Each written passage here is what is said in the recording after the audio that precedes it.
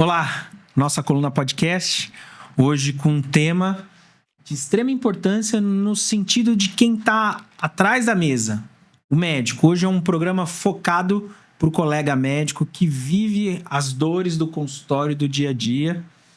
Tudo bem, Gi? Eu tô, e você, José? Também tô. Cabelos diferentes. Chegou aqui cobrando, falou, ninguém reparou no meu cabelo. Ficou muito legal, parabéns. Obrigada. Apresenta pra gente essa mega convidada. Vamos lá. Fernanda Fontanive. Ela é especialista em gestão financeira de clínicas médicas, engenheira e contadora e esposa de um urologista. Tudo bem, Fernanda? Prazer. Foi o casamento que me trouxe até essa especialidade. É mesmo? A engenharia eu escolhi sozinha, a contabilidade eu escolhi por causa do médico.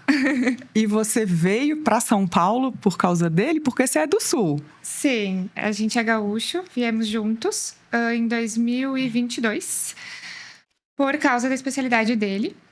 Então, ele passou na residência de cirurgia geral e veio. Acho que ele ficou sabendo era numa quarta-feira ficou sabendo num sábado e na quarta ele tinha que estar aqui. Então, foi tudo muito rápido. Ele veio na quarta-feira para cá e a gente tava naquela, se eu ia vir, se eu não ia vir, como é que a gente ia se organizar nesse sentido, né? Então, o nosso combinado inicial era de 15 em 15 dias que eu viria pra gente poder ficar junto e tudo mais. E a verdade é que ele nunca mais voltou do hospital, né? Passaram-se 20 dias e ele nunca mais tinha voltado. Ele foi para um outro mundo, né? E que eu digo que é uma filosofia de vida, porque o médico vive uma filosofia de vida dele. A gente é até um casal um pouco diferente, porque médico casa com médico. Eu acredito que é por isso, porque entende esse estilo de vida intenso que a medicina exige, né? E quando a gente percebeu isso, eu disse, não vai dar para ir de 15 em 15. Eu preciso ir pra gente ter um teto, porque ele não tinha nem ainda um local, alguma coisa assim. Então, eu vim, aí a gente procurou um apartamento e não voltei mais. E você gosta daqui? Então, eu gosto das oportunidades que São Paulo tem, das pessoas que eu conheci aqui, das conexões. Acho que São Paulo te entrega muito do ponto de vista profissional, né? Eu tive a oportunidade de trabalhar nas maiores empresas do mundo, né? 4 anos que eu faço o financeiro da Amazon. Então, me deu oportunidades profissionais inigualáveis. Agora, a tranquilidade do interior, a comida do interior, o quentinho do interior, eu sinto muita falta. Não tem igual. E a família, né? Eu acho que a gente saiu mais velhos, a gente tinha 30 quando a gente saiu. Então, acho que é bem diferente de tu sair de casa com aquela sensação de estou me livrando, né? Finalmente vou ser independente ali quando tem 16 anos. E quando tu sai com 30, que já tem sobrinho, tu sente mais. O dia que a gente veio, eu chorei 48 horas. É? Sim. Eu sou de BH, eu também sinto, sabia? Sabe? E o que exatamente você faz aqui em São Paulo como gestora financeira de clínica? Então, a gente tem um escritório, né? Ele é dividido em 2 pilares principais. O pilar da contabilidade, onde a gente atende todos os clientes na parte contábil mesmo, aquele beabá da contabilidade. E o diferencial é o planejamento tributário, né? Que a gente consegue entregar para eles, então, um planejamento tributário especializado para a realidade dele, porque o planejamento tributário ele é vivo. Então, o que a gente fez hoje, o ano que vem, possivelmente possa mudar, em função de que mudou o faturamento, mudou a forma como que aquele profissional está atendendo, mudou o que ele faz. Então, a gente muda o planejamento conforme ele vai evoluindo e ele vai mudando na carreira, né? Então, isso é a contabilidade. E, claro, todas as obrigações contábeis que ninguém quer conversar sobre, porque todo mundo odeia. Mas tem, então a gente entrega isso também. E na parte financeira, então, a gente começa, eu digo que a gente dá voz aos números, né? Então, a gente traz realmente todos os números daquela clínica, daquele profissional, entendendo tudo que entra, entendendo tudo que sai e colocando esses números de forma com que eles consigam conversar com os resultados deles, né? Então, a gente entrega para eles as perguntas certas. As perguntas que eles precisam fazer para faturar mais e eventualmente gastar menos. Às vezes tu pega uma clínica super enxugada já, que ela tá bem com os custos dela. Mas para faturamento a gente sempre tem uma estratégia, alguma coisa que a gente possa fazer, né? Então, é basicamente isso. Primeiro, Fê, obrigado pela presença. Aquela correria do dia a dia, conseguir vir, se expor para falar. A Fê tem uma rede social muito legal, a gente vai falar um pouquinho dela mais para frente, mas quando eu fico assistindo os posts dela, me interessa, me encanta, porque é um mundo totalmente diferente, né? Um mundo contábil, um mundo financeiro e administrativo é uma coisa que a gente não entende e a gente precisa entender, e a gente vai falar disso. E outra coisa é esse sotaque gostoso. Do sul de Minas, a gente está aqui viajando no sotaque brasileiro. Obrigado pela presença. Eu que agradeço. Eu quero começar uma pergunta que eu acho que o médico que está ouvindo, se assistir o nosso podcast, vai entender. Qual é o maior erro que um colega... Teu marido está terminando a urologia. Ele vai pegar o diploma de urologista e ele vai abrir um consultório para começar a atender. Qual é o principal erro que o médico comete quando começa o início da carreira? Acho que também dividido em 2 pilares, né? O primeiro deles é entregar a contabilidade em qualquer lugar e não se preocupar com isso. A gente vê médicos que passaram uma vida inteira pagando mais impostos do que precisaria, né? E a gente quer pagar o necessário, não além. Então, a gente vê ali muitos médicos com uma estrutura tributária esquecida, a mesma que foi feita para ele lá no primeiro plantão, e eles arrastam isso com pagamentos a mais. Às vezes esquecem uma guia e aí vem com aquela guia lá de 3 anos atrás. Então, era uma guia que custava X e vai custar 4X, porque vem com multa, juros e tudo mais. Então, quando a gente fala em contabilidade, eu acho que é julgar a contabilidade como é só emitir minhas guias. Não. Tem uma estratégia que pode te ajudar ali a economizar. Quando a gente fala no financeiro, eu acho que é conseguir balancear. Eu estou começando, né? E eu preciso tentar, porque às vezes a gente começa e a gente não vai ter tudo pronto, todas as informações, com eu vou começar organizado para que isso não vire uma bola de neve, né? Que até eu tive essa conversa com uma cliente minha ontem à noite, que ela me mandou assim: eu tô desesperada, eu não sei o que fazer. A clínica nunca esteve assim, nunca foi assim. Só que, na verdade, não é que nunca foi assim, sempre foi assim. Agora está aparecendo o problema que não foi percebido lá na frente, né? Então, ela me procurou justo por isso, porque ela começou a sentir que alguma coisa estava estranha e agora realmente ela percebeu que se gasta mais do que se ganha e que o dinheiro que ela via era um dinheiro que girava, mas não necessariamente um dinheiro de uma clínica lucrativa. Era uma clínica que faturava muito, girava muito dinheiro. Agora começou a aparecer alguns outros custos que ela não estava esperando, que ela não estava preparada. E agora, para voltar, é mais difícil do que se tu já começasse conhecendo os teus números. Eu sempre falo, tu não precisa começar sabendo tudo, mas tu precisa começar querendo saber.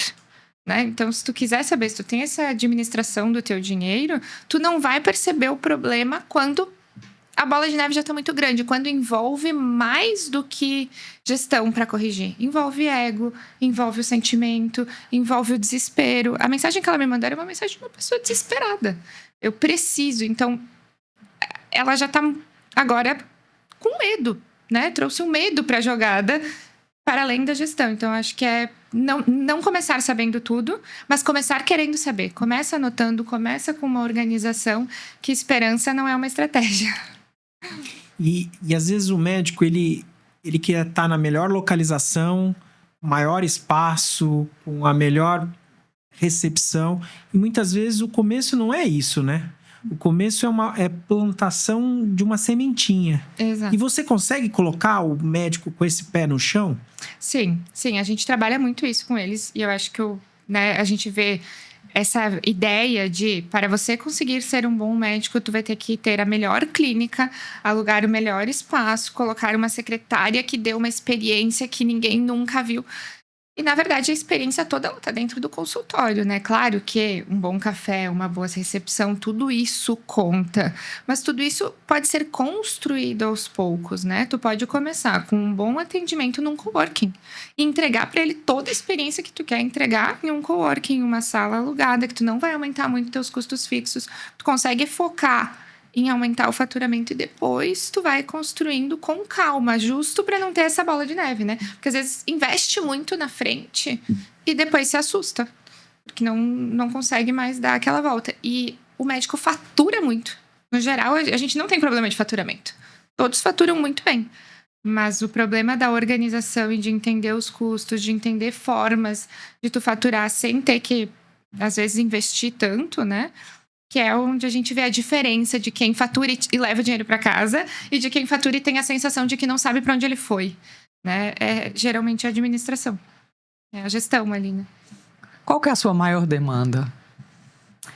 É ajudar eles a entenderem para onde o dinheiro foi. A maior parte deles vem sem entender para onde o dinheiro vai. Ah, não, eu não vejo meu dinheiro, eu não vejo meu dinheiro, eu não vejo meu dinheiro. Porque subestima os custos e superestima o faturamento. Então, vê um número de faturamento muito bonito e aí se empolga com aquilo e subestima todos os custos. Sabe aquela história, eu não sabia que de 100 em 100 dava 1 milhão? É isso. Daí descobre que de 100 em 100 dá 1 milhão e aquele faturamento que parecia incrível, ele não tá tão incrível assim. Então, a maior demanda é essa. E segundo, precificação. A maioria busca querendo saber como cobrar. Como? Quanto cobrar. E como cobrar?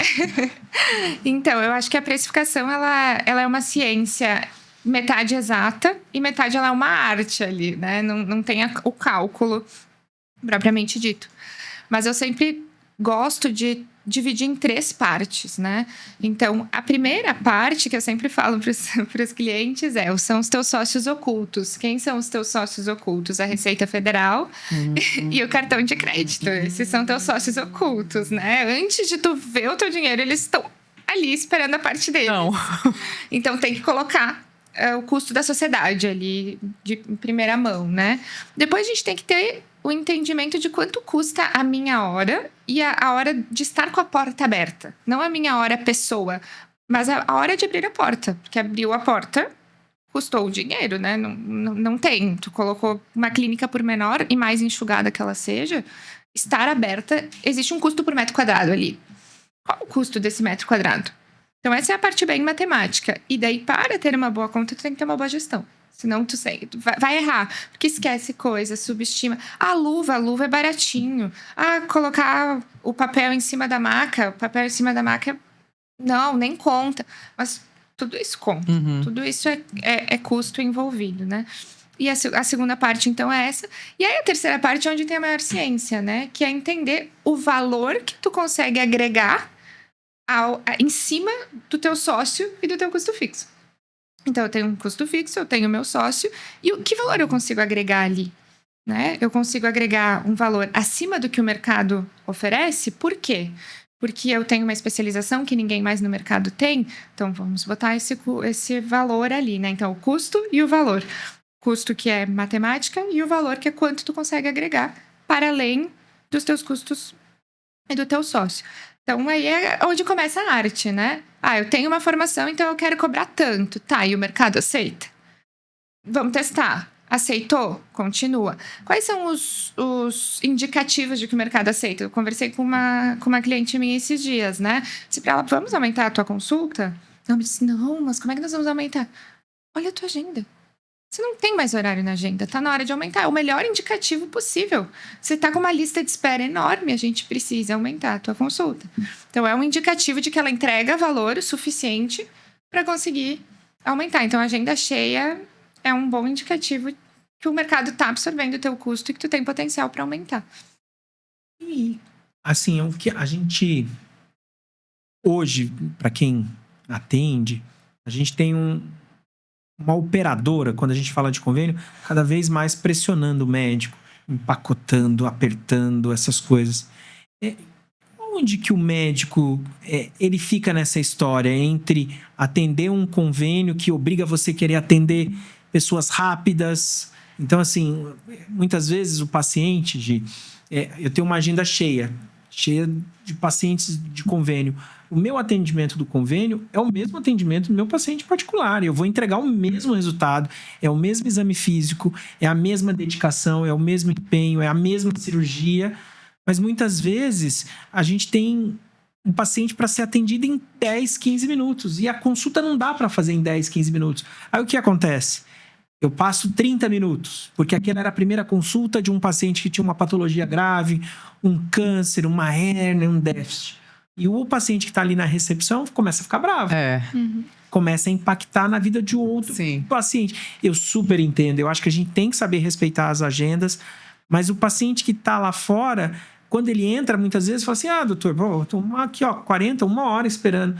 O senhor me desculpa, eu não saí para ir no banheiro, eu não saí para beber água, eu estou tentando fazer a minha melhor medicina. Mas essa é a regra do jogo. Isso é muito ruim pra gente, né? Eu acho que é um grande complicador na medicina, porque a gente vê o médico que ele não é gestor, porque ele não teve formação de gestor. Ele se formou em medicina, como outras várias profissões, né? Mas ele tem um outro indicativo que ele foi ensinado que isso é um sacerdócio. Né?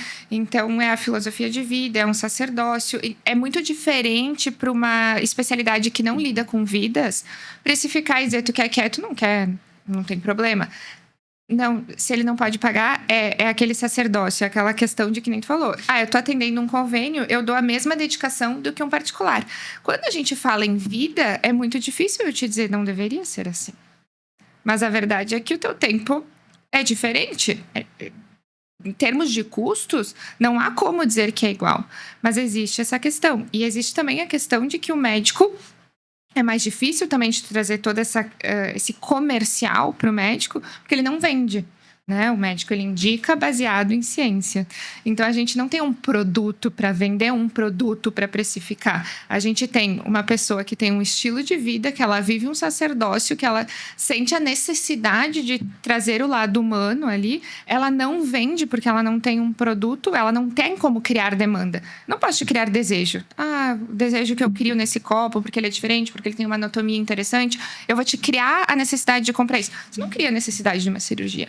Você vai precisar indicar baseado na ciência, né? Então, a gente tem que lidar com todo esse quebra-cabeça para trazer para o médico formas de que ele consiga precificar tudo isso, né? Então, o que eu sempre falo para eles é: a gente não está vendendo, mas a gente está explicando para o paciente por que é que vale a pena pagar a mais para ter um serviço diferenciado, para ter uma consulta de mais de 15 minutos. Porque eu não consigo fazer uma consulta de 1 hora no plano. Então, eu vou fazer uma consulta de 15 minutos. Agora, se você quiser uma consulta de 1 hora, faz sentido pagar um pouco mais. Ou por que eu vou fazer a cirurgia com o Dr. José e não com o Dr. Pedro? Porque a gente mostrou para ele que o José tem uma especialização, que ele é altamente tecnicamente capacitado para isso. Então, a gente consegue precificar de uma forma melhor. Não porque eu criei a demanda, mas porque eu fiz o paciente entender que eu me preparei muito para oferecer esse serviço para ele, né? Interessante. Isso é muito interessante, assim, e é uma luta diária, né? Para tentar entregar qualidade e a gente cada vez mais, né? Com essa demanda. Isso eu falo muito pro meu residente, primeiro, a gente não é vendedor. Isso é a primeira coisa. Recentemente, eu tenho uma paciente que eu venho tratando, e a coluna em si, a gente tem uma área cirúrgica e uma área não cirúrgica. Mas existe uma zona cinzenta ali, que é o paciente que tem a patologia que a gente está tentando evitar a cirurgia. E aí chegou num ponto que o paciente, essa não melhorava. Ela chegou no seu limite e ela estava necessitando de uma cirurgia de endoscopia. Quem acompanha o canal já sabe que a gente fez vários programas. Uma cirurgia corte pequenininho, liberação do nervo. E aí a paciente falou... Não. E aí eu falei assim, escuta, não precisa ser com o José, mas você precisa ser submetida à cirurgia porque a gente chegou no limite das medicações. E aí no meio da conversa eu falei assim, parece que eu tô querendo vender pra ela um tratamento. Aí eu falei essa expressão, eu não sou um vendedor, eu tô te oferecendo uma qualidade de vida que a cirurgia pode. Tem os riscos, a gente vai discutir avaliação cardiológica, anestesia, tudo, mas o benefício da cirurgia ele é muito maior do que esses riscos. Se não for o José, pode ser o João, pode ser o Pedro. Mas a senhora precisa ser operada. Então, acho que essa é a primeira coisa. É para o médico que está ouvindo, nós não somos vendedores. Nós somos técnicos, estudamos e sabemos quais são os riscos e benefícios. E é muito difícil a gente, às vezes, transitar nessa parte, né? Como cobrar... atender na madrugada, dar um telefone pessoal. Né? E tudo isso não é precificado, né? Essa é a verdade. Não é. E às vezes acontece em outras profissões também, né? Por exemplo, eu não cobro o atendimento de uma pessoa que me liga para me tirar uma dúvida na metade da tarde. Mas com o médico, isso parece que é socialmente também reforçado, né? Nossa, mas vai deixar de ajudar? Mas essa é a minha profissão, né? Então, é realmente um assunto bastante complexo, porque às vezes não é nem o cobrar, é não se paga. Às vezes não se sustenta. Tu vai criar toda uma estrutura de uma clínica que tem um custo enorme. Se tu não atender dentro do convênio de 15 em 15, você não consegue sustentar. Então, é uma forma também de tu entregar, né? Porque eu tô te entregando, claro, uma consulta mais curta, mas é a única forma de eu sustentar toda essa estrutura para poder te entregar uma consulta de convênio. Ao passo que se eu tiver uma consulta de 1 hora de convênio, talvez eu não consiga entregar mais nada, porque não dá mais a volta, né? Então, é muito difícil passar por tudo isso, mas a matemática ela é implacável. Às vezes não vai se pagar, você não vai conseguir dar a volta. E aí, realmente fica nada, né? Então, e você orienta o seu médico a tentar fazer essa migração de convênio para... ou não? Eu oriento se for do desejo dele, né? Nunca é uma influência minha. O negócio é dele, a clínica é dele. Ele traz as vontades dele, o que ele quer. E eu até falo às vezes, né? Porque eu acho que a gente tá num momento de internet que a única coisa certa é tu prosperar muito. O ano que vem a meta, vamos dobrar a meta. E depois é o triplo da meta. Mas a meta e atender um planejamento é você chegar aonde você decidiu chegar. Então, se você me falar que o teu plano ano que vem é faturar exatamente o que tu faturou no ano passado, e a gente faturar exatamente o que tu faturou no ano passado, você bateu a meta. Porque você se propôs a isso. Porque às vezes não adianta. Não, vamos dobrar a meta. Se a pessoa não quer, o que você quer? Então, eu parto o que ele quer, eu faço um trabalho de trás para frente. É o que você quer, e agora nós vamos chegar no plano para... Como nós vamos chegar aonde você quer? Então, é ele que me traz o que ele quer, e a gente juntos cria esse plano, né? Eu até tenho uma cliente, ela tá grávida.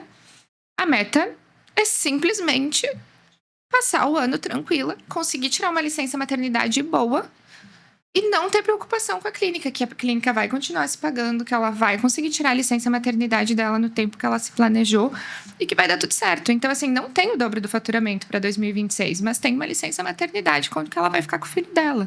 E é isso que importa para ela. Então, se ela tirar uma licença maternidade, ela voltar depois da licença, ela me falar, Fer, tirei uma licença maternidade tranquila, a gente pagou todas as contas, deu tudo certo.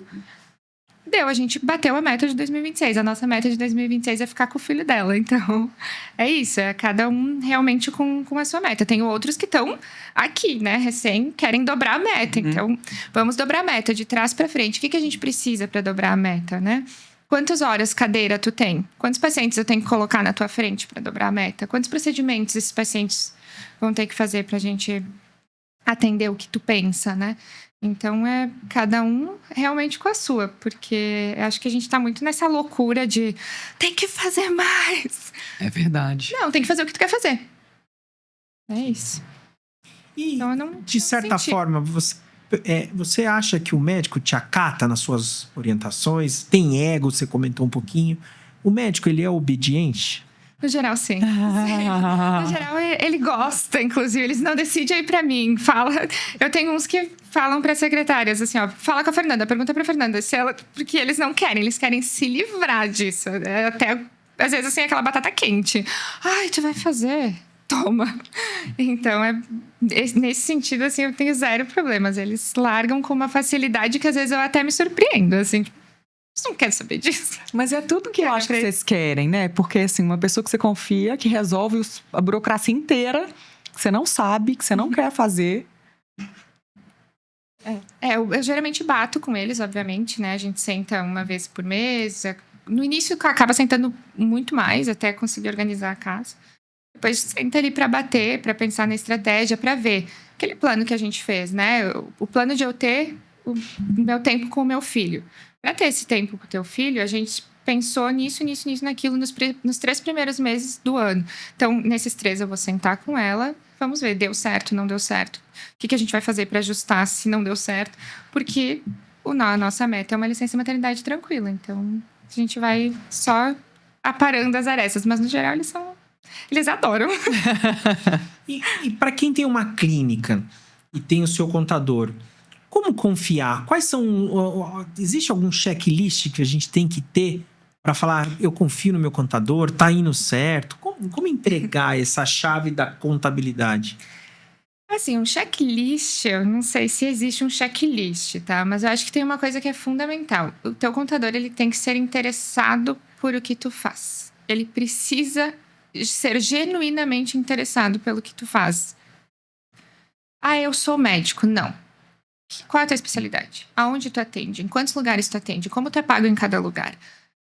Que serviço dentro da medicina tu faz? Ortopedia. Dentro da ortopedia, o que tu faz? Eu quero o detalhe do teu dia a dia. Você é casado? Você não é? Você tem dependentes? Você não tem? Qual é o regime do teu casamento? Então, ele tem que ser genuinamente interessado. E eu sempre falo, né? Porque quando tu fala, tu faz o quê? Contabilidade. Nossa, que horror. Todo mundo acha contabilidade muito chata. Mas é muito legal conhecer as pessoas. Eu conheço muitas pessoas, porque eu tô interessada na vida delas. Então, essa eu acho que é a parte que eu mais gosto da contabilidade. A contabilidade me permite conhecer profundamente o que as pessoas fazem no dia a dia delas e os anseios.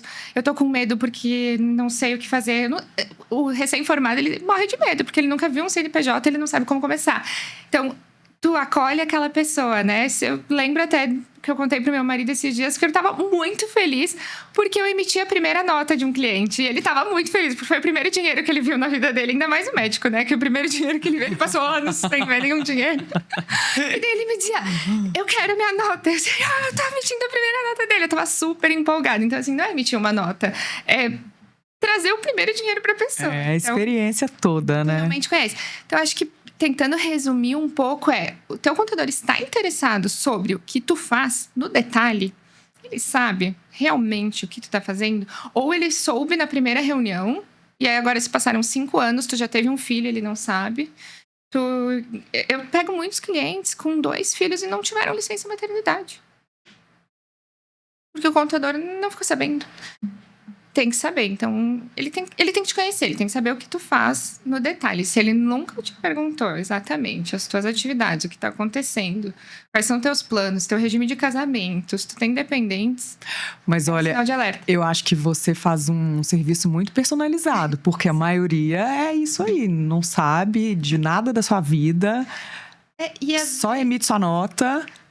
E às vezes eu falo pra eles também, né? Porque quando tu abre a primeira PJ, realmente é uma coisa mais simples, né? Ele vem ali, ele vai fazer um plantão, se ele conseguir, porque a maioria tá ali no meio da residência. Então, eu sempre falo, bom, a gente vai fazer a PJ básica aqui pra ti, mas qualquer coisa que mudar na tua vida, me conta. Me chama, me fala, né? E ainda assim, eu tenho um processo, né? Que a cada 1 ano, eu vou lá, e aí? Mudou alguma coisa na tua vida? O que tá acontecendo? Ou dou uma olhadinha lá no faturamento. Teve um pico de faturamento. O que tu vai fazer com esse dinheiro? Vamos guardar ou você decidiu gastar tudo? Né? Então, a gente vai dando uma acompanhada em faturamento e com a pessoa mesma. De tanto em tanto, o que aquela pessoa mudou na vida dela. O contador tem que estar interessado nisso. E quem está fazendo medicina, qual é o momento exato de abrir uma pessoa jurídica, uma PJ? Eu sou suspeita. Eu acho que tem que ter. Porque... Desde lá do começo. Eu acho que sim. Eu vejo que alguns não querem abrir porque, vou pra residência e eu não vou trabalhar. Se tu realmente tem clareza de que tu não vai trabalhar e que tu tá super preparado para isso, bom, tudo bem. Então, não tem a tua PJ. Mas se tu tem a intenção de trabalhar, tem que ter. Porque daí o que acontece? Eles não abrem porque não querem trabalhar. Daí apareceu um trabalho, agora eu quero. Então, eu pego emprestado a PJ do meu amigo. Daí, recebe pelo PJ do amigo. Daí, apareceu um outro aqui, daí eu quero. Daí, pega emprestado a PJ de outra pessoa. Sem maldade, por desconhecimento, mas tu vai criando ali diversos... Quem nunca, né? Problemas. Mas o detalhe é que não é que não quer trabalhar. Na residência, a gente trabalha horrores, né? Não quer trabalhar fora da residência. Exato. Não quer trabalhar enquanto dorme, né? Nem isso, né? Nem isso. O Bernardo, eu nunca mais vi ele. Quando ele entrou na residência de cirurgia geral, ele sumiu, né? Teve um dia até que a gente completou 1 ano morando juntos. E ele disse, a gente se deu bem, né? Eu disse, não, calma, a gente ainda nem se encontrou direito. Calma, tem que esperar um pouquinho pra ver se a gente vai se dar bem mesmo. Funcionou, pessoal. Tá tudo certo. Eu confesso que eu não sei emitir uma nota fiscal. Meu contador que emite. Você emite as suas notas? Não. Eu, como falei para vocês no início, eu não sei absolutamente nada a respeito disso. Sou muito leiga. Falo sempre que eu sou de humanas, sabe? Desculpa. E é difícil para mim. Eu não sei te explicar, mas eu acho confuso, eu acho muito burocrático. E aí eu deixo de lado mesmo. Mas realmente, eu brinco que o planejamento tributário ele é um cobertor curto, né? Tu resolve um lado, daí ficou mais caro. Daí tu reduz ali, daí ficou mais inseguro. Então, tu vai tentando juntar. Por isso que eu digo que você tem que conhecer profundamente o seu cliente. Porque o que é importante para ele? Eu tenho clientes que quando eu coloco o planejamento tributário na frente dele, eu falo para ele, olha, o mais barato é esse. Mas vai aumentar a tua operação nesse sentido. O que é mais importante para ti? Eu não quero pagar R$1 de imposto a mais. Ele se dispõe a emitir uma nota fiscal a mais, por exemplo, para isso. Tenho que dizer, não, vai mexer na minha operação, eu não quero. Então, eu prefiro pagar esse valor ali, a gente vai arcar com esses custos. Então, é entender realmente o que é importante para a pessoa naquele momento, né?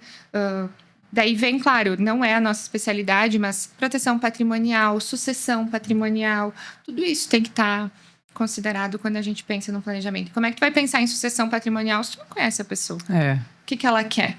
Agora tá na moda da holding, né? Vamos abrir holdings. Olha, eu acho ótimo, porque é o meu trabalho. Mas, assim, precisa para você? Precisa ou é porque tá todo mundo agora dizendo que a solução mágica é a holding?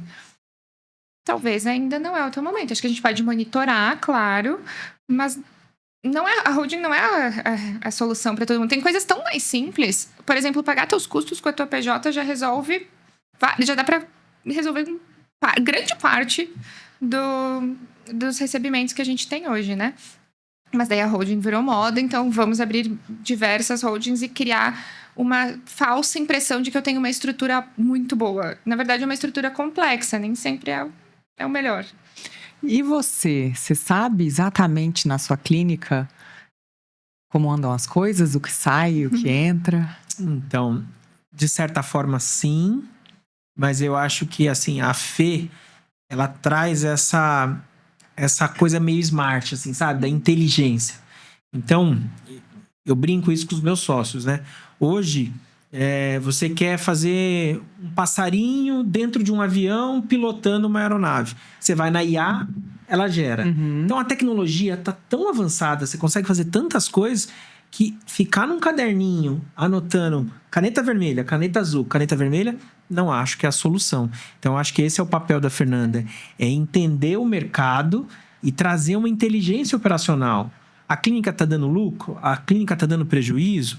A clínica está ociosa? Então, assim, falando especificamente da minha clínica, a Uniort, é uma clínica super legal, uma clínica que já existe há muitos e muitos anos, mas eu acho que a gente precisa modernizar isso. Então, esse é o papel da Fê.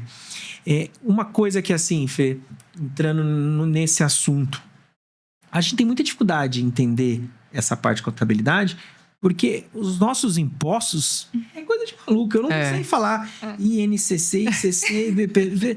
Eu acho que é mais fácil estudar um endócrino, eu como ortopedista, do que entender.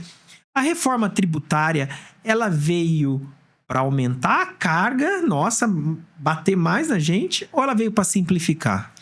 Ela veio vendida na simplificação, né? Eu acho que poderemos ver. Por hora, a gente está tentando se adaptar a todas as mudanças, então ainda não simplificou. Mas a verdade é que ela aumentou em, no mínimo, ali 2 a 3 pontos percentuais no fim do dia, tá? Quando a gente passar a régua, a gente vai sentir. E isso está sendo gradativo, né? A gente não vai ver agora em janeiro, mas gradativamente a gente vai sentir. Claro, cada PJ é uma história, mas eu ouso dizer de 2 a 3 pontos percentuais a gente vai sentir sim de aumento. Então, veio sim para aumentar. Mas eu acho que o que ela trouxe de bom, claro, pode ser um pouquinho de simplificação, ela deu luz à necessidade de olhar para isso, né? Porque diversos médicos me procuraram que estavam ali há 10 anos com a sua PJ, deixa a minha PJ lá que o meu contador só serve para emitir minhas guias. Magicamente, o contador serviu para me ajudar, porque o ano que vem tudo vai mudar, né? Então, ela deu luz a essa necessidade de um bom planejamento tributário, que já era importante antes. E agora ficou fundamental. Mas a sensação que eu tenho desse lado, sem conhecer nada, é que ninguém sabe qual é a regra do jogo. Tá todo mundo assim, bom, mudou a regra do campeonato e a bola tá Mas sem rolando. saber o que vai acontecer. É isso mesmo, Fê? Sim, e é isso até um pouco do nosso lado, tá? A gente conversou isso no escritório até o dia 31 de dezembro. Esse ano foi um ano que a gente trabalhou 31 e 1º, porque mudou tudo. E dia 31 a gente ainda não sabia as alíquotas. Não era porque a gente não sabia, porque não foi informado, ainda não tinham divulgado, né? Então, muitas coisas ficam nessa discussão. E eu sempre falo, eu acho que é leviano a gente dizer num país de uma insegurança jurídica tão alta que a gente está cheio de certeza. A internet nos obriga a ter muita certeza de tudo, né? Ah, não, faça isso, abra uma holding, vá para o lucro presumido, abra uma outra empresa e comece a emitir notas agora. Então, tu é obrigado a ter muita certeza. Mas a reforma tributária, ela ainda tem algumas questões que a gente está assistindo, que a gente está acompanhando e que não tem todas as informações, né? E a gente ainda vai ter que ver muitas decisões. Teve agora, bem recentemente, a do Simples Nacional, porque existe o teto de R$50 mil, né? Que é a tributação de altas rendas. Então, se tu recolhe mais do que R$50 mil, há a incidência de um outro imposto, que é esse imposto sobre altas rendas. Então, estava se discutindo que o Simples Nacional não pode entrar nessa regra. Então, se eu tenho uma PJ do lucro presumido, eu não posso ter, ou melhor, eu posso tirar mais de 50 mil, mas eu vou ter que pagar esses 10% extra. Se ela estiver no Simples, não. Então, isso estava sendo discutido. Agora parece que ganharam. Mas, e aí? Como é que, de fato, a Receita Federal vai tratar isso? A gente precisa acompanhar e assistir agora. Parece que sim, mas lá na pessoa física, eles vão te cobrar. Então, é isso que eu quero dizer, que a internet diz que a gente tem que ter muita certeza de tudo. Porque daí a gente vai na internet, então o Simples Nacional não precisa mais. Tá bom, não precisa, mas tu ainda é uma pessoa física. Então, aqui não vai tirar, mas lá vai. Então, tem que contar a história toda. Mas os 30 segundos do Rios ali não deixa contar, né? Então, sim, ainda tem muita água para rolar. São 5 anos de reforma, né? A gente vai até 2030. Mas ela já tá vigente agora, né? Sim, grande parte dela, sim. Depois vai começar a parte da reforma sobre o consumo, né? Porque agora a gente fez a reforma sobre a renda, que é o quê? O que a gente ganha. Depois vai começar a reforma sobre o consumo, que é o que a gente consome, né? A compra. Então, tem muitos anos ainda de reforma e discussão. E é uma pergunta difícil, mas assim, mudando quem é o líder, mudando a presidência, a gente tá em ano de eleição. Isso pode mudar também ou não? Difícil dizer. Eu acho difícil dizer, mas eu acho que é aquela coisa, né? Depois que tu acostumou com um padrão de vida, é muito difícil voltar atrás. E eu não sei que líder que vai conseguir tirar o caixa de uma empresa que já gasta mais do que ganha. Então, essa aumento foi simplesmente não, né? Mas para cobrir um custo de uma empresa, né? De um governo que gasta mais do que arrecada. Depois que tu acostumou... eu sempre digo, né? Cuidado com o que tu experimenta, porque bom gosto não retrocede. Então, da mesma forma que a gente, depois que a gente experimentou um padrão de vida, a gente não quer retroceder, eu não sei se um sistema todo que experimentou um novo padrão de vida vai Ninguém vai querer. E, de fato, assim, tá tendo uma migração de empresas por conta dessas mudanças para outras regiões, assim, de país, essas coisas? É isso? Acontece, tá? Acontece, mas não muito no ramo de clínicas, assim, né? A gente tem menos, mas acontece. Eu sempre digo que a tributação sobre altas rendas, ela acontece, no fim, sobre as baixas rendas, porque as empresas grandes e quem tem uma equipe boa ao redor já foi se ajustando, já foi se moldando para aquilo, e o preço vai absorver novo imposto, que eu acho que volta um pouco no que a gente estava falando antes, né? O médico tem essa dificuldade, porque tem toda essa questão de sacerdócio, mas o cara que vende copo, não. Se antes era 10% imposto, agora é 13%, mais 3% no custo. Vai levar e aí quem paga não é o alta renda, quem paga é quem compra o copo. No fim do dia, é lá na ponta, né? Então... E essa pergunta que eu te fiz é porque um médico, outro dia, num café, ele falou, eu vou querer saber se eu posso montar uma PJ no Uruguai.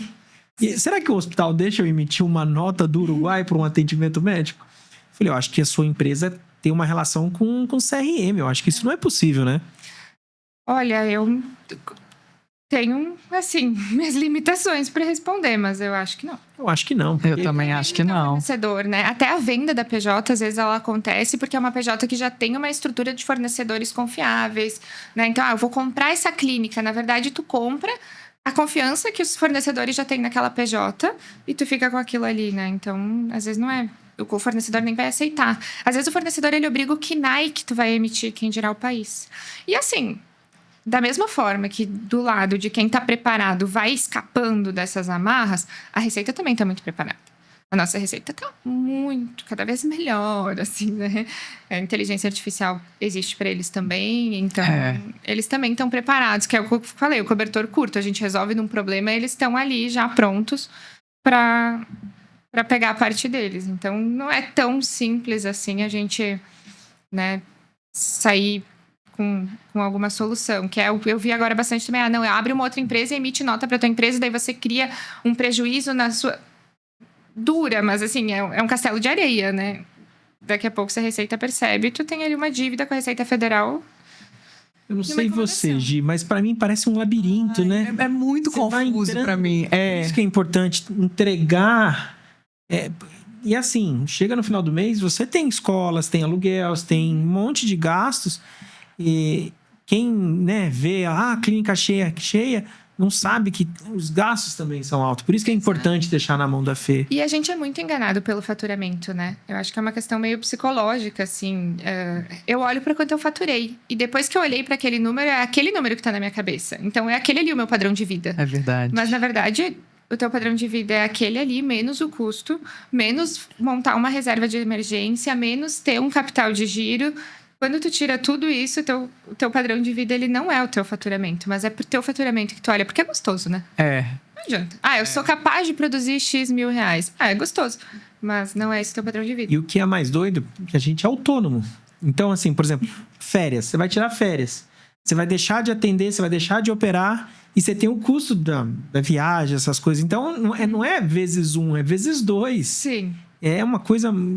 Tem que colocar Tem. isso na balança. É muito importante. Eu ajudo nesse sentido também, né? E, de novo, tu tira também essa fatia, né? Essa fatia do teu 13º, das tuas férias, do teu planejamento, para que eles consigam sair mais tranquilos.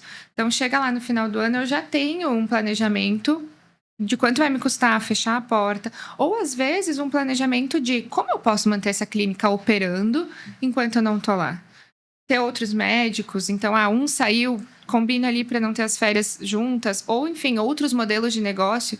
A fisioterapia combinada com a ortopedia, onde tu consegue deixar a clínica operando mesmo tu não estando lá.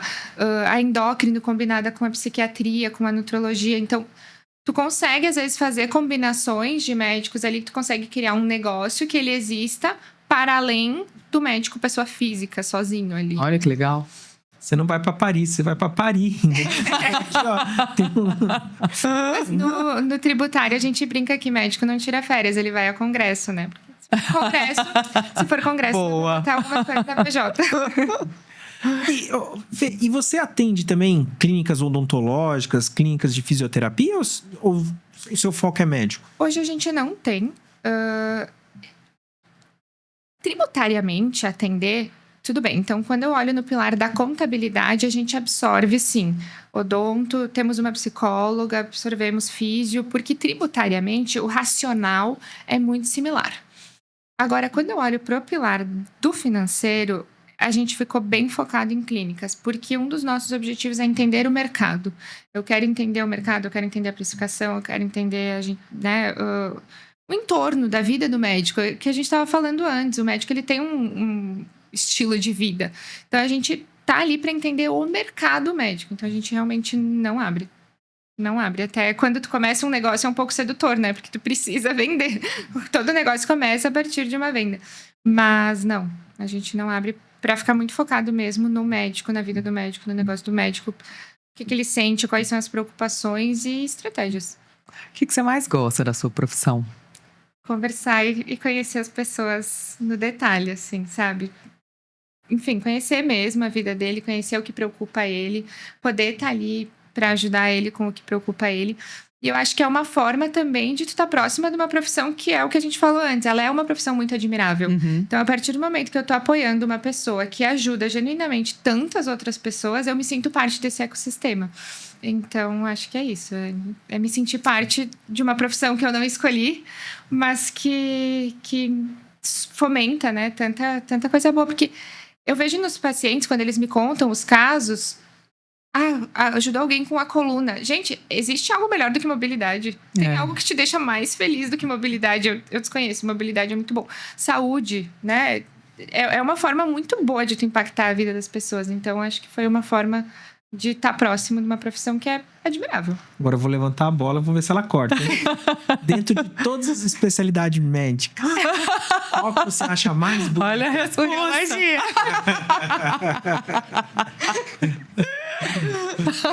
Pegou a dica. Eu acho que se eu fosse médica, eu acho que eu gostaria de ser gineco. Mas tem que ser urologia agora, né? E o urologista em casa tá tendo mais tempo ou ainda não? Não, ainda não. Ele mente pra mim há muitos anos. Todo ano eu escuto, não, o ano que vem será melhor. E nunca chega esse dia. Não acaba a residência, né? Não acaba a residência. A gente até brincou, porque no casamento eu fiz os votos e eu falei, eu aprendi a ser mulher de médico, porque é difícil, gente. É muito difícil. E eu realmente acredito que é por isso que vocês casam entre vocês, porque daí não tem que entender esse estilo de vida todo, né? Mas eu tô aguardando. Tu sabe me projetar ali? Me ajuda. Me dá uma projeção. Dizem que 12 anos após a formatura, talvez a vida melhore 10%. Tá bom. A gente tinha que ter uma imagem dele ali. Espera que não seja por isso. Fê, eu acho que esse papo é um papo muito técnico. Muito, mas ele é muito necessário. Eu acho que planejar, estruturar... Tem uma frase que eu já usei várias vezes aqui, eu uso pro meu dia a dia, hoje eu falei ela, que eu acho que a gente tem que observar com cautela e atacar com precisão. Eu acho que a parte financeira também é isso. Então...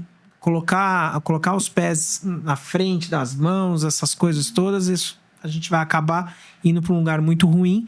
E às vezes uma pessoa que tem um projeto lindo, maravilhoso, que está ajudando muita gente, acaba dando um passo para trás e...